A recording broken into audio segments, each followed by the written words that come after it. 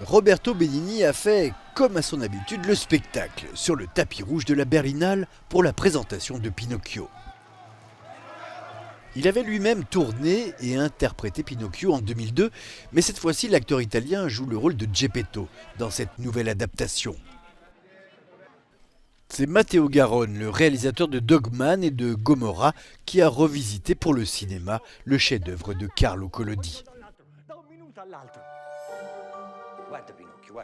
La dernière version est beaucoup plus sombre que le classique de Disney des années 40, en tout cas beaucoup plus réaliste selon le cinéaste. Mais le Pinocchio de Garrone reste de toute façon une histoire universelle et pour tous. Pinocchio.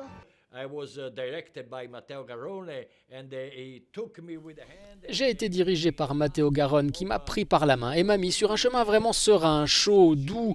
Et mon personnage est plein d'amour pour son fils. C'est l'histoire d'amour d'un père. Et écoutez, ce n'est pas seulement pour les enfants, mais aussi pour les parents. Il passe de 5 à 85 ans, vous savez.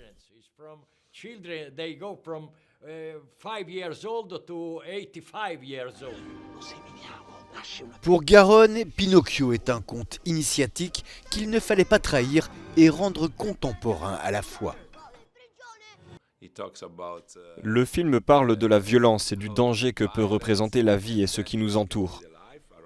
Il parle aussi de l'importance de suivre les conseils que vous sont donnés par vos parents, des sortes de fées, et à quel point les conséquences peuvent être dangereuses et tragiques.